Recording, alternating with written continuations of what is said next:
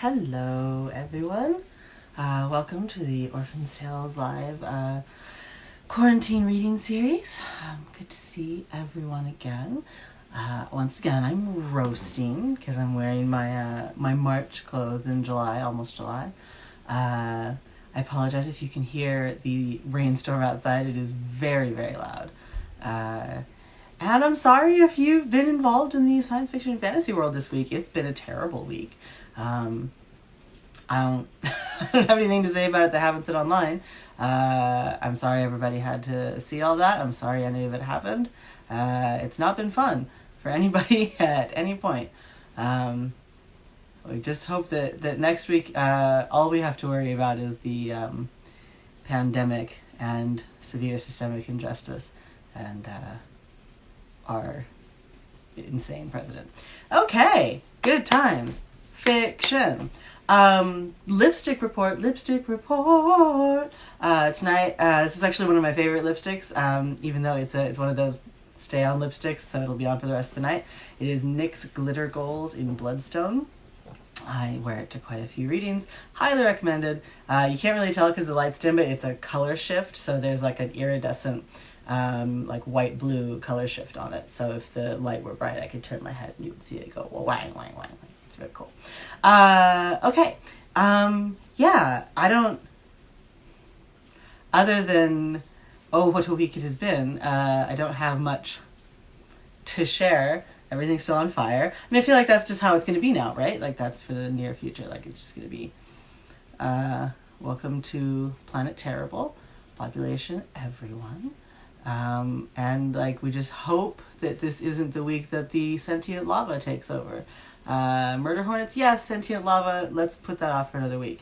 And that's just the way life is now. Yeah! So let's start with all of the intro nonsense. You all know this song by now. By the way, I am going to start doing this twice a week, so we're going to start doing it Wednesdays and Saturdays. So I will post all the details about that tomorrow, but there's nothing more complicated other than we're going to do this Wednesday nights at 8:30 as well. It should definitely be a paradigm shift that rocks your world. Yeah, okay, so, as always, for legal reasons, this is not an audiobook of The Orphan's Tales. This is a play. A one-woman show. You can find music based on this book at sjtucker.com. Amazing music that I would be playing for you right now had I not left my laptop upstairs with no battery in it. Good job, me. It's nice to know that I'm less prepared doing this once a week than every night, but it's different. If you do it every night, like you get into a swing and a routine, and you do it once a week, you're like, it's tonight. So yes, back to intros. You can purchase copies of these books at any of your local independent bookstores. I would ask if you care what I think, and I think if you are watching me right now, you probably do, to patronize those stores rather than the big A. The big A is going to be here for the rest of our lives. Some of these independent stores may not. If you would like to patronize my local independent bookstore, it is printbookstore.com. You can find me on Twitter, ranting about things, yelling uselessly into the void, and making no difference at all at Cat Valenti. You can subscribe to my Patreon at Cat Valenti. We're going to have a couple of awesome updates in the next 2 days on Patreon. And you can catch up with the archive at Cat Valenti Live on YouTube. You can ask me questions when this is over. However, you probably should work on thinking of those while I'm reading, because especially with these longer readings, it does tend to go to dead air, and then dead air to turning the camera off very quickly. So think of your questions while I'm reading. And if anyone is moved to toss a coin to your witch, there is a tip jar on my Instagram profile, my YouTube profile, and my website, which is catherinemvalenti.com. If you go to my website, I updated my bio for the first time in 4 years, actually put the correct number of pets and children in there, so it is not a snapshot of me before Donald Trump became president. So well done me.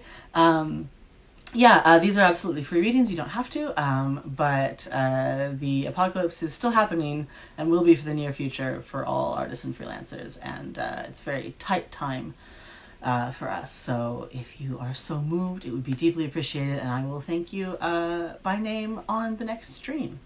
Yeah, okay. Well, let me moisten my throat here, and we will get started. I am indeed broadcasting from Heath's phone because my phone, with a sense of amazing timing, is broken and no longer wants to speak to the internet. I can't blame my phone, to be honest. We were all kind of feeling that way. So my phone's just doing what we all wish we could. However, it's not a great time because I can't take it to a Genius bar at the moment, and I don't know how to fix it. So we're broadcasting from Heath's phone, doing the best we can, coming to you live from not WKRP in Cincinnati. Old 70s television joke. And live from Peaks Island, Maine. All the rain and thunder. If the thunder is thunder, don't be alarmed. Yeah, it's been a really stellar day. The other thing you may hear is my dryer, because my cat peed all over my bed, which he's never done in his entire 8 years of existence. So everything's just spectacular.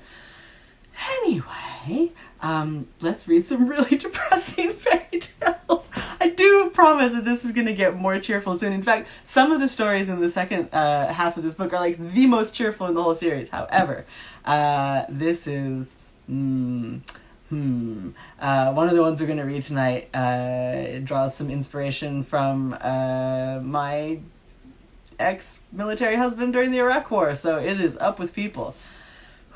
Okay. Here we go. The Tale of the 12 Coins continued. We were counted just inside the great hall, before our ears could adjust to silence and our eyes could adjust to darkness. The praeta were all around, their huge heads bobbing silently as crows pecking at grass. My head throbbed with the sudden cease of the wind. The bald girl stood just behind me in the long gray line and clutched my hand. "My name is Oubliette," she whispered. And she whispered it like a blessing, as though her name could hold me close and comfort me. I squeezed her cold fingers.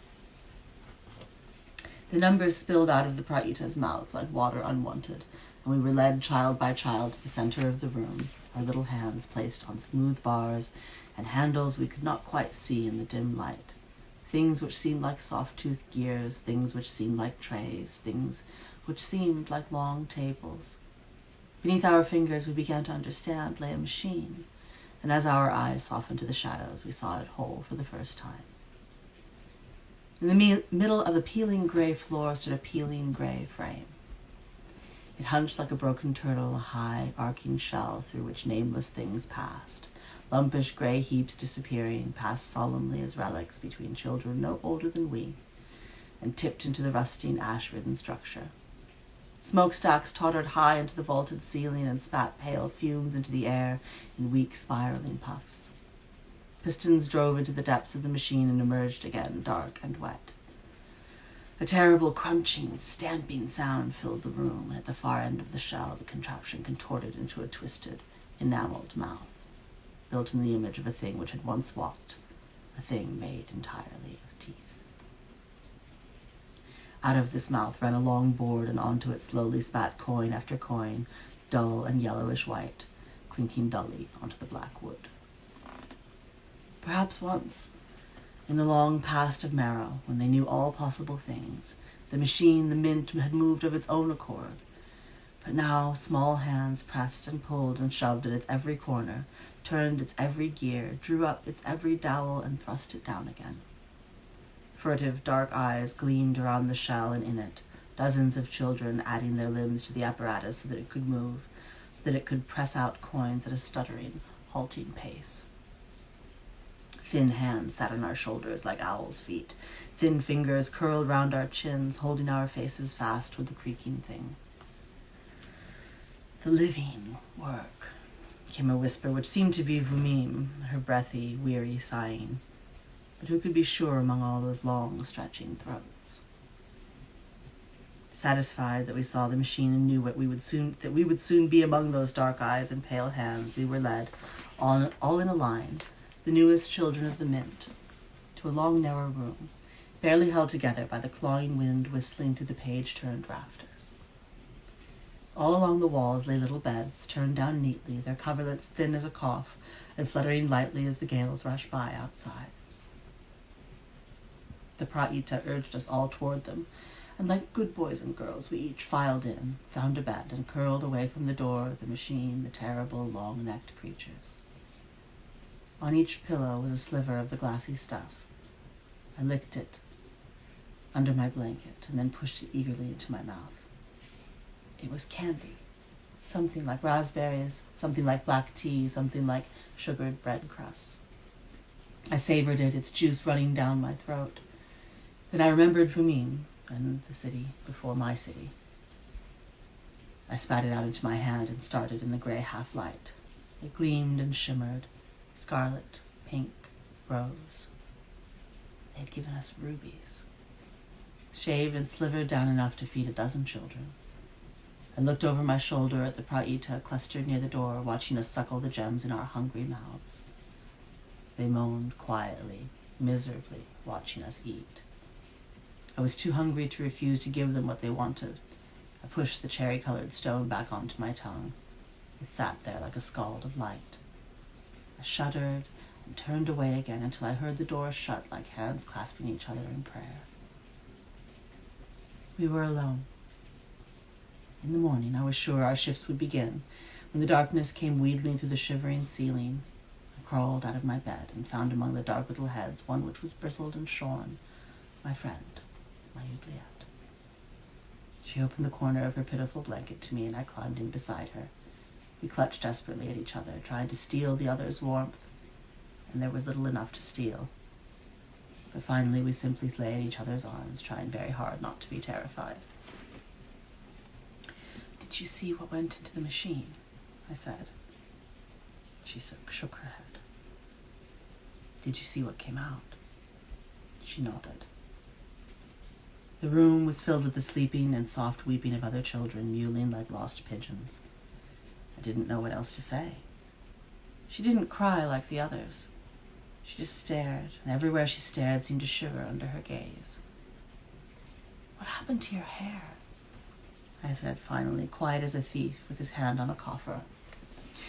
As if in answer, she took my hand in hers, both of us cold to purpled fingers, and drew it around her waist to rest against her shoulder blades. What I touched was not flesh, but bark, wood, and hard twining vines with berries like knuckles. She was a child in my arms, yes, the front of her skinny and hard-used, but still pretty and certainly a girl. But her back, from neck to ankle, was a gnarled and hollow tree, half dead, petrified into gray and sallow stone. The only warm and living thing I felt in my arms meeting around her was a thick, long tail, a heifer's dun tail, ending in a soft tuft of fur. She would not look at me. "Now you see what I am. I am wicked and ugly, and that is why the hungry ghost took me." The Huldra's tale. My mother used to sit me on her lap and tell me where we came from. So many times I cannot now forget even a word of the tale. It is said that once there was a heifer so lovely, her skin was as red and flowing gold, her eyes as polished wood, her swishing, flicking tail brighter than a whip of fire. This cow was not quite a cow, as all beautiful things are both more and less than their bodies. In the folds of bark which enclose us all, it is written that once she was a girl, nothing but a girl, with hair so long and shining it caught the eye of Alcon the bull-star, who put his white hot hooves to her form and shaped her into his own image so that he could love her as he wished to. Perhaps this is true, perhaps it is not. But as lovers sometimes do, once he had finished with her, he wished to keep her all for his own. And the poor thing was left, a heifer lowing at the sky. Though she was the loveliest of all heifers who ever ate grass and drank water, it was not much consolation, I am sure. "Where will I go? What will I do?" the heifer cried. And answers came, though not those she would have wished for. For though she knew it not, Alkai, the heifer star, the milk star with her black eyes, had seen what her brother had done and set upon him. A terrible struggle occurred between the two huge creatures. If you have seen bulls wrestle over a mate, it is nothing to this.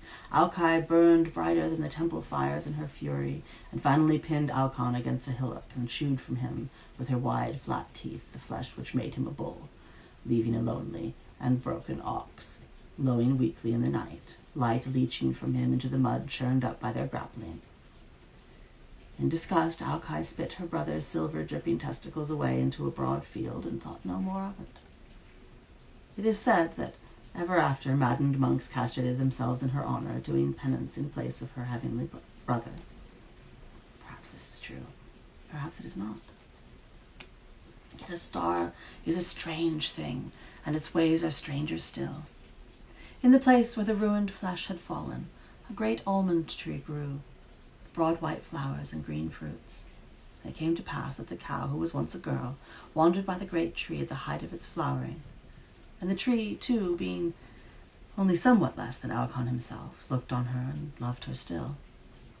With whipping branches he dragged her hoarsely braying into his hollows and his crooks, and there stroked her skin with pale and papery twigs until, after many months, her wide flat teeth, not sharp but sure, chewed their way free of him. Perhaps this is true. Perhaps it is not. Love rarely waits for permission. She ran far from the howling tree, who reached for her with long, snapping vines and needles, and in her running she gave birth to the first of us who were called Huldra, who are girl and cow and tree, jumbled together by some inattentive hand. The heifer looked on her first daughter with horror, how far she had come from the girl she was. But who would love this terrible child if she did not? Already her udders stretched and swelled. The wretched infant clutched at her mother's stiff golden hair, and the heifer sank to the earth to nurse. As the years went by, she dropped children like pine cones from her flesh, and occasionally birthed one in the usual way of cows, poor creature, and bled children everywhere she went, each one mongreled and mottled as we all are. My poor girls, my pitied boys, she said when we sat around her like a herd, flicking our tails at flies like buzzing sapphires. I know in my heart it will be for you as it was for me, and you will be loved always, yet only by those who do not share your shape, and care nothing for your say-so. I have given you nothing but sorrow and a dun tale. Perhaps this is true. Perhaps it is not. Perversions are often written over with elaborate stories, and who knows what strange nights' revels ended in the Huldra, who are tree and human and cow all together. I would not have liked to have been there, but the story is not wrong about us. I once had a golden ball, you see. Am I telling this tale poorly? Would a grown woman tell it better? My mother knew how to tell a tale properly. Perhaps she would have mentioned the ball in the beginning. Perhaps she would have not shown her tail so soon. Perhaps a good child would not admit that she owned such a thing as a golden ball. It's never done any girl any good to have one in all the history of the world. But I am not a grown woman, and I loved my ball. My sister was not given one, nor my cousins. What you must understand about a golden ball is that by giving one over into eager hands, parents acknowledge a certain wickedness in their children. It must be occupied by something other than flesh or sweets. A mother does not give such a gift to the daughter that she bathes in milk and perfumes in asters and daisies. She gives it to the scraggle-haired, mud-kneed child who plays by herself at the edge of an old well. It will keep her from young men and candies that glitter like fluttering eyelashes.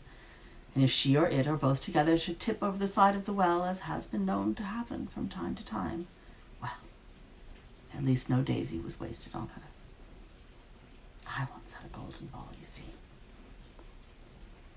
One day, when I was turned barkwise to the sun, the miller's boy came up to our ashwood fence.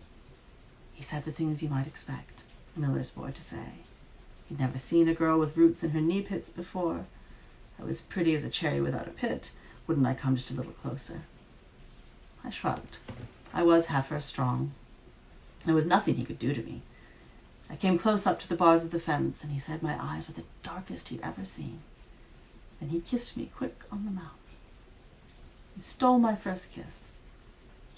Did just as folk has always done when a Huldra is in sight. Take her without permission, without a care.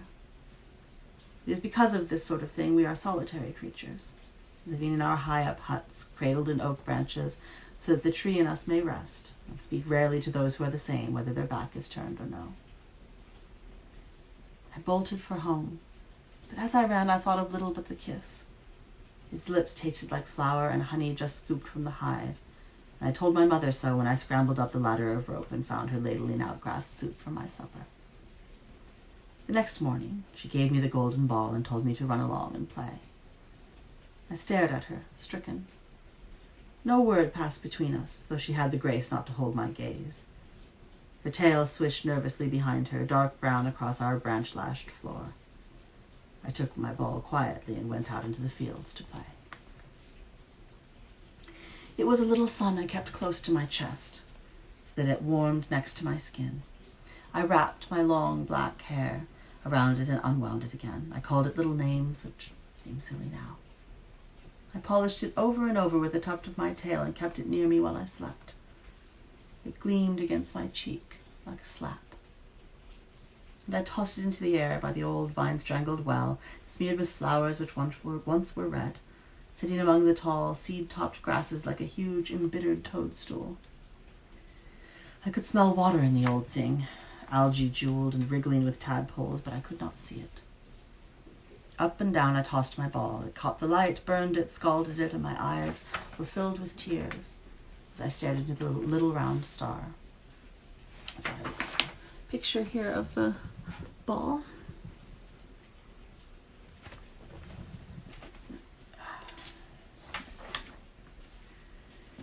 I was never alone.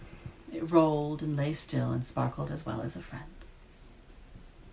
The day then came when the summer sun itself was a golden ball, and I lay like a dandelion in the grass and slept with its hot palms on my face. Did I dream? I don't remember. But when I woke, my ball was gone, and in its place was a little red-eyed creature who came nearly but not quite to my knees, staring and stroking my hair. It was a hedgehog, quite respectably large and furry, golden from hunch to nose. His quills jangled and clinked when he moved, a little glistening sound. He wrung his burnished hands and stroked his golden whiskers, and his eyes, were they garnets, were they not, glowered under lashes like wedding bands. "Good afternoon," I said after a long while. Perhaps I should have said something prettier.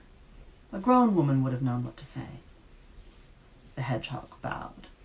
I think if he had a hat, he would have removed it. "Good afternoon," he replied, in a high, rough voice like that of a flute scoured over river mud. "I've been watching you sleep. You do it very well." I laughed. My mother always hoped I would show a talent for something. Perhaps I shall become a sleeper by trade. The hedgehog did not laugh. "My name is Siriaco," he said, as if his name could hold my hand and put me at ease. "And have you seen my ball, Siriaco? I am fond of it, and it seems to have rolled away somewhere as I slept." The hedgehog looked at the long grass uncomfortably. He wrung his hands even more wretchedly. He made a soft and sorrowing rasping noise in his shimmering throat. Slowly the animal bent until his nose brushed dirt and his quills ruffled along his back, passing a glimmer of prism between them. And then with a little hop and an even littler tuck, he snapped into the air and landed in a thatch of clover as a smooth round ball all of gold. Perhaps a grown woman would not have squealed and clapped, but I was not grown. "How did you come to live inside my ball, friend hedgehog?" I cried. Siriaco rolled forward slightly and then back and unfurled himself again, patting dust and pollen from his golden hands as he rose to his full, though not terribly impressive, height once more. "Your tail is very soft," he whispered, blushing to his tiny ears. "It has been a great comfort to me." Here we have a picture of Siriaco.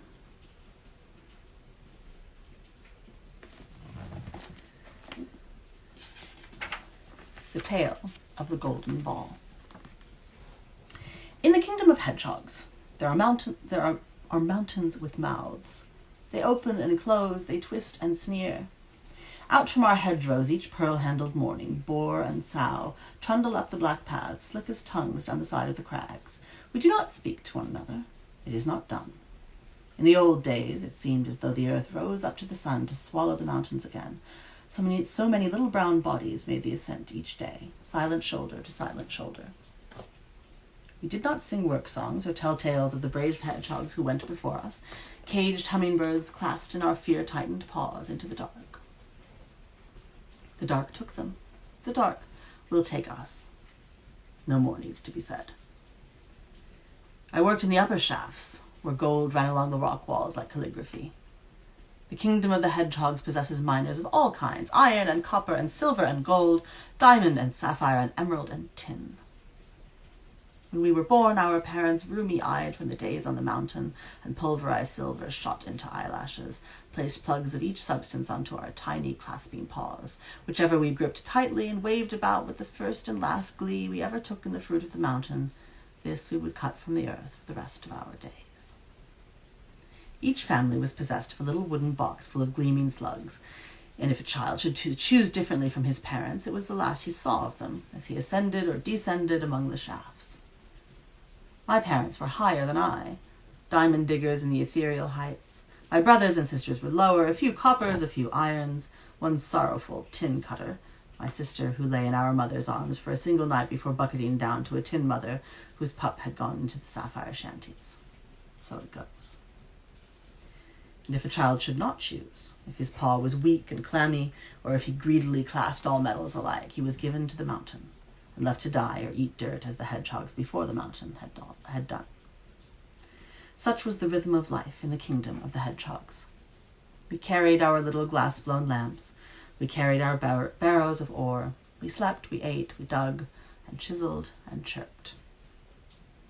I had a water drill I loved. It fit my palm very well. The years had worn paw holes into the handles. You may think we were joyless. Beauty cannot seed in joy. Diamonds are crushed from the black rock. Beauty is carved out of the dark by hedgehog quills. Our mountain was parceled out slowly to all the courts and all the crowns of all the world. Slowly, over centuries, it shrank and shrank. We were satisfied by this.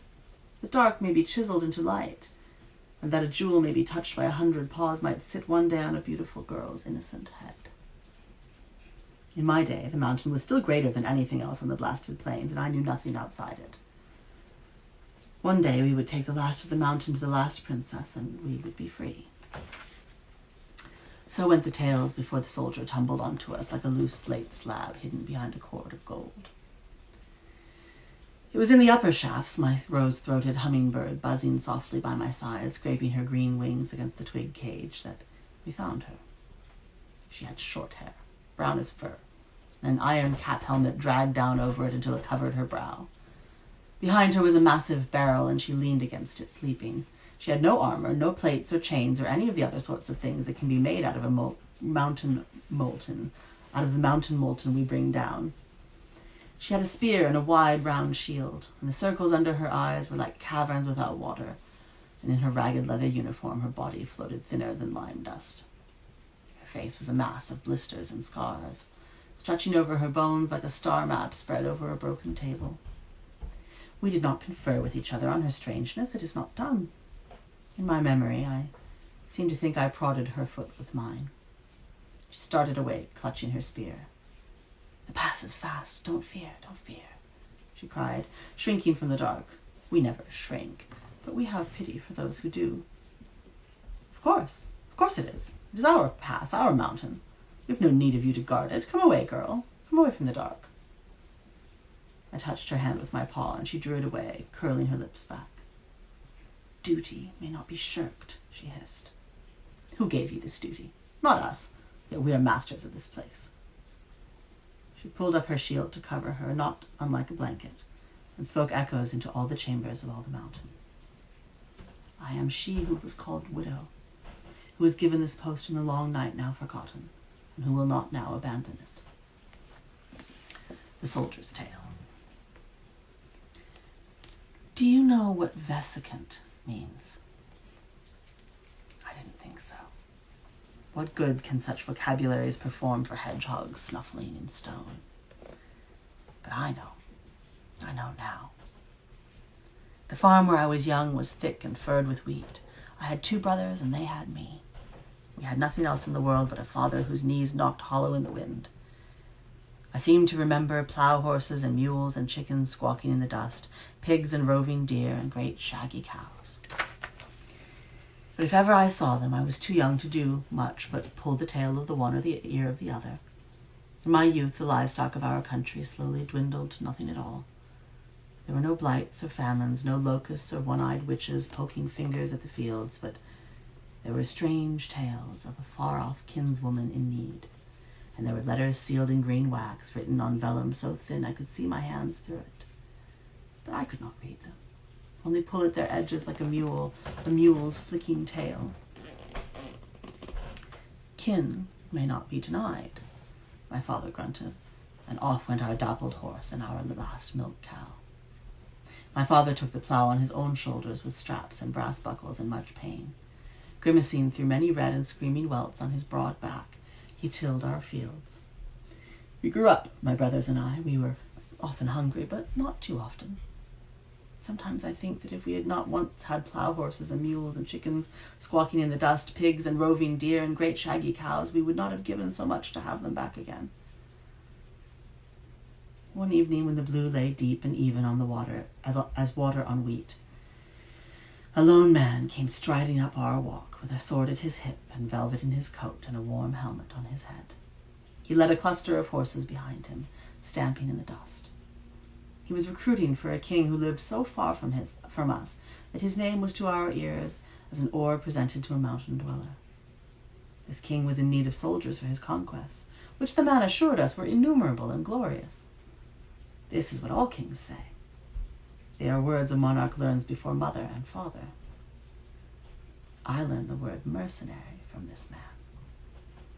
The recruiter offered horses in exchange for the strongest and wisest of our sons. In a land without horses, what use is a boy? Said this man. My oldest brother thought this was very exciting.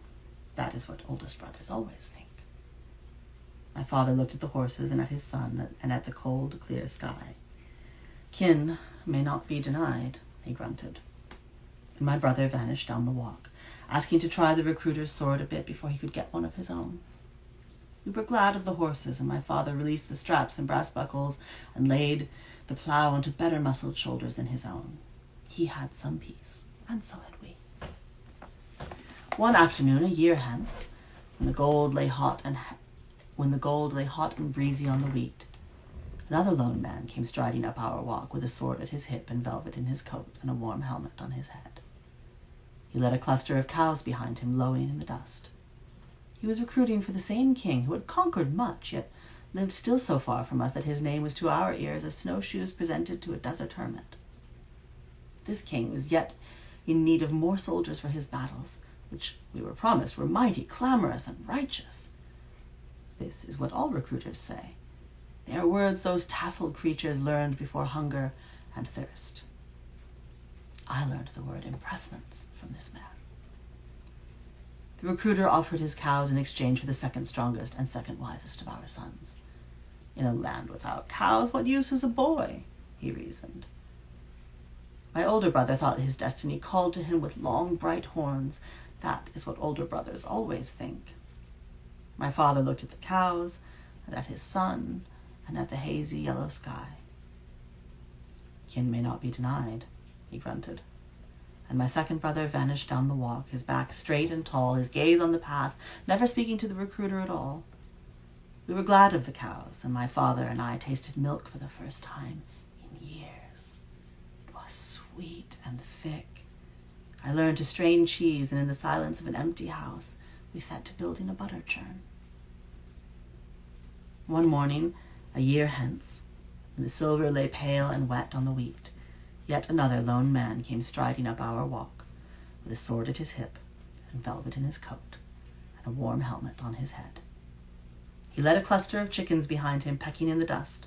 He was recruiting for the same king who had conquered much, yet still lived so far from us that his name was to our ears as a feather bed presented to a scale-bound fish. My brothers, this man said, were dead and cold, and on a field without wheat, rain was filling up the hollows of their ears. Yet they died with honor, and we ought to have been proud. This is what all soldiers say. They are words we learn before left and right. I learned the word attrition from this man. The recruiter offered his chickens in exchange for another son to fill the ranks. What use is a boy in a land without eggs, he reasoned. But my father shook his head and said, you have taken both my sons from me and given me only meat in return. I have a daughter left, who may choose to go with you or not, as is her liking, but of the boys there are no more for you to take. The recruiter frowned. My king does not approve of women fighting. My father shrugged, a half-dead smile on his chilblained face. Then you have no business here. No, I said very quietly. I want to go. I will cut my hair and bind up my breasts and wear a heavy helmet. But I will go where my brothers have gone, and I will fight where they would have fought. It will not be as though we were together, but it will be near enough to it that I can sing to their shades under the branches of I cannot say which trees. My father and my recruiter stared at me, the one grief-ridden, the other appraising. Kin may not be denied, I answered my father's gaze, my own cast toward the earth. They cut my hair together. In those days it was very thick, and I lay against a stump while they took turns hacking at it with a rusty axe. I bound my breasts myself for modesty's sake. The recruiter put his own helmet on my head. It had a chin guard and sat heavy as gilt on me. I vanished down the walk. I asked the recruiter if he thought I looked like a boy. You look fit to make widows, he said, laughing cheerfully, and thus I took my soldier's name. We walked toward the hills, and the sun rose high in the sky. It was not a full year before I took my first breath in the thick of the 5-league fog, before my chest swelled up and burst like a drum struck with a knife. In the garden. The boy's forehead was creased like a well-read prayer book. He studied the moss, his shoulders stiff, and picked nervously at his fingernails. My father has sent many such men out into the world. They have come back with all manner of soldiers trailing after them like baby quail. They all look very fine in their uniforms. I've been promised a scarlet cloak of my own when I'm grown. The girl's face remained smooth and implacable as still water. It is only a story, she said. My father's wars bring aqueducts and roads and bathhouses to barbarians. I'm sure that's true. One of my tutors is from a conquered land. He tells me that he loves the palace and his thick silken robes, and his children are happy. I would not doubt such a man. You do not need to tell me these things. The boy frowned more deeply. His palms itched. The sky was a deep gray, stitches of night blue showing through the rough linen clouds. Sometimes I climb the persimmon tree to watch the officers muster, the girl confessed quietly. They are handsome and so tall. I did not think boys could grow to be so tall. The helmets blind me in their rows.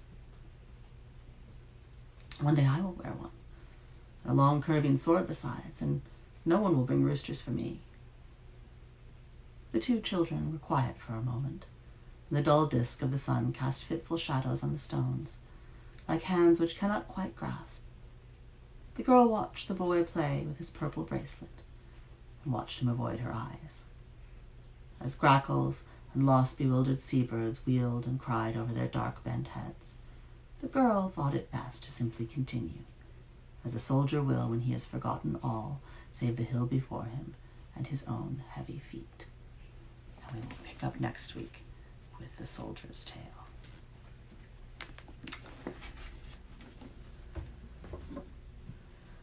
Does anybody have any questions they want to ask? So, it is definitely connected to the story before about the livestock all being sent to the house on the hill. So that's our sort of first connection. It will not be the last, but our first connection from story to story here. I very much remember writing this story. Some of you may know that in my former life I was a military wife, and I think especially in America we are fed a lot of stories about what a military means and what soldiery means and all of that, and nothing will disabuse you of any of it faster than either joining the military or having someone you love join it. And I had a lot to process. This was written this was written in 2004, 2005, mostly 2005. So the war in Iraq was still happening, but the mission accomplished thing had already happened, and it was a very strange time. And my then husband was gone for about 18 months on various missions, and came back quite different.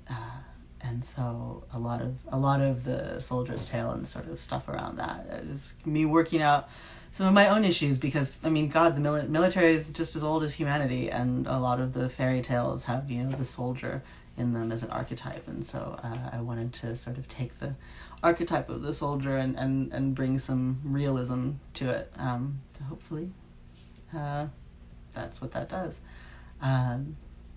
Yeah. I realize these are really depressing. I am sorry.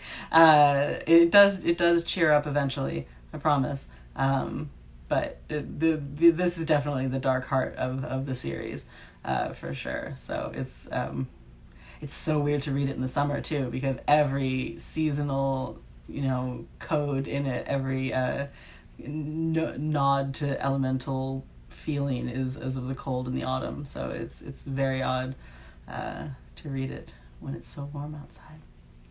Well, did I get a drink? I do. It is not an exciting drink. It's just vodka and water. So water and water. As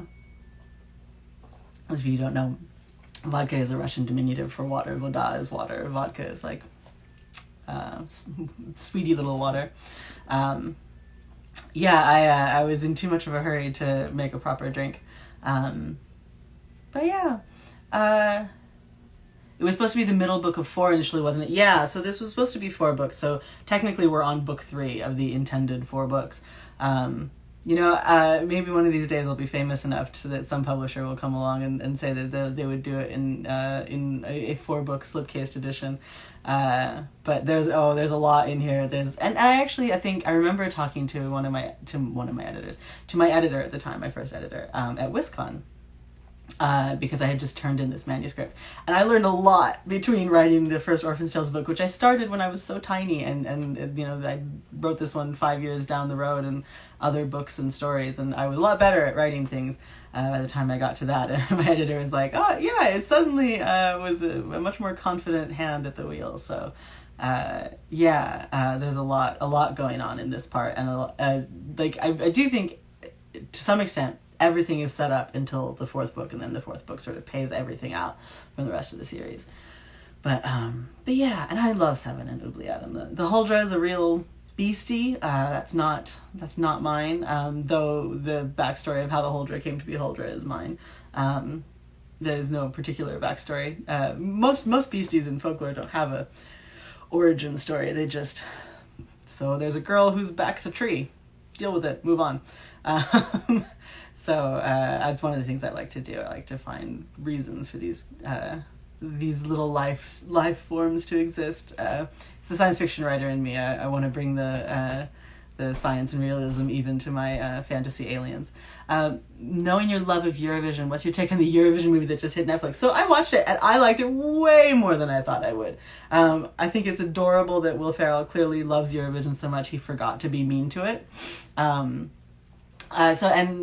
interestingly enough, though, my family watched it as well. My family they're not Eurovision people. They're they're not, it's not their thing at all. They're very American, very sporty.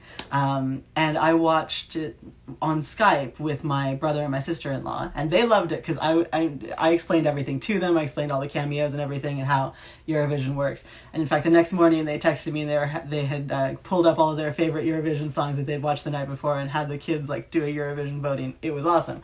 My parents watched it without anybody there to explain it, and were like, that was awful. It was such a terrible movie. And I realized, like, I don't really know who it's for other than Eurovision fans. Like, there's very little comedy in it, really. It's heartwarming, but it's not laugh out loud funny like Anchorman or something like that. My dad pointed out it's impossible to parody Eurovision because it already is so wild and over the top. I don't think anybody will do better to parody Eurovision than Eurovision itself when they did Love, Love, Peace, Peace. But yeah, so I think that for people who don't know anything about Eurovision and don't have a translator on hand, it will be hard to like. But I liked it a lot. The soundtrack is pretty great, and I've been listening to it. It's the only Eurovision we get this year, man. But yeah, like I definitely liked it a lot more than I thought. And people have asked, like, oh, you think it sort of will be bad for the space opera movie? I think it's great for the space opera movie. The more Americans know about Eurovision, like, the better the space opera movie will be. And you have to understand that, like, space opera, the film, will not say Eurovision anywhere on it. Like, it's not, it is its own story. It was inspired by Eurovision, but, like, that is not going to be in the marketing. So I'm thrilled. If more Americans know what Eurovision is, all the better for space opera. Both the book and the movie. So yeah, it was really cool. And I think Rachel McAdams just like gave it 110%. No one would have been mad if she gave it 50%, but she just went for it all the way and was just great. And look at Will Ferrell. Like, Eurovision made him a better person. He gave all the best moments to other actors in that movie, and like just held back and was basically the straight man himself. Like, I've never seen Will Ferrell be so generous as a performer that everybody else got all the crazy stuff. I really enjoyed it. Question: if someone who doesn't know Eurovision but has read space opera were to watch it, would we be okay? I think that probably better than otherwise. But so, like, there's a whole scene where everybody does this sing along, but everyone on screen is a big famous Eurovision person. But if you don't know that, I don't know that scene even makes any sense to you. Or like the guy playing piano is the 2017 winner. I don't know that makes any sense to you. So there's like all this stuff in there that is just there if you enjoy Eurovision. But you can watch on YouTube any number of Eurovision things. So I would recommend doing that. And then watching Fire Saga. What was I going to say? I forgot. Is the refrigerator monologue series still in the works? Yes and no. Like, it's complicated. I can't really get into it more than that. If it still happens, it will not be in the form that it was meant to happen. Various things have expired. Force majeure has come into play with a lot of Hollywood contracts right now. We're really just keeping our fingers crossed that space opera doesn't suffer the same fate. But an article came out just a few days ago where one of the producers seemed to indicate strongly that it was still on, and strongly enough that like I got pinged on it because my name's in the article. So seems like that's still happening. But I don't know. There's possibility that Refrigerator Monologues is still happening. But I can't say anything more than that. It's hard to say. Hollywood is weird, and Hollywood is on pause right now, so a lot of things are probably going to fall through that crack, and right now it seems like, I don't know, it's not even 50-50. I say like 60-40 not happening, but there's a solid 40% chance it might still happen, so who knows. Any other questions? I'll do my outro stuff. And if you have any more questions, you can pop them up while I'm talking. This has been not an audiobook, but a play. You can find me on Twitter at Kat Valenti. You can subscribe to my Patreon at Kat Valenti. We are going to have some awesome recipes and essays up in the next 2 days before the end of the month. So please subscribe there. You can find music based on this book at sjtucker.com and purchase them from any of your local independent bookstores. If you would like to patronize mine, printbookstore.com is the name of that store. You can catch up in the archive at Kat Valenti Live on YouTube. These do take a little longer to upload because they are longer readings, so I will attempt to get that up before tomorrow, but no promises. Like I said, my phone's broken, so we're having some issues with tech around the house. And if you would like to toss a coin to your witch straight into my pointy hat, there's a tip jar on my Instagram profile, my YouTube profile, and on my website at catherinemvalenti.com. These are totally free, but if you are moved, times are very tight for us, and we would deeply appreciate any support you could give. It is a lot to put these together once or twice a week. Not as much as every day, but it's still quite a bit. So thank you if anybody gives anything, and I will thank anyone who does by name on the next stream. We are going to go to 2 days a week. We're going to do Wednesdays and Sundays. I will make that announcement formally tomorrow. And so I will see you guys on Wednesday at 8:30 p.m. Eastern Daylight Time. Take care of yourselves and each other. Don't go outside. Wear a mask. Use hand sanitizer. Wash your hands.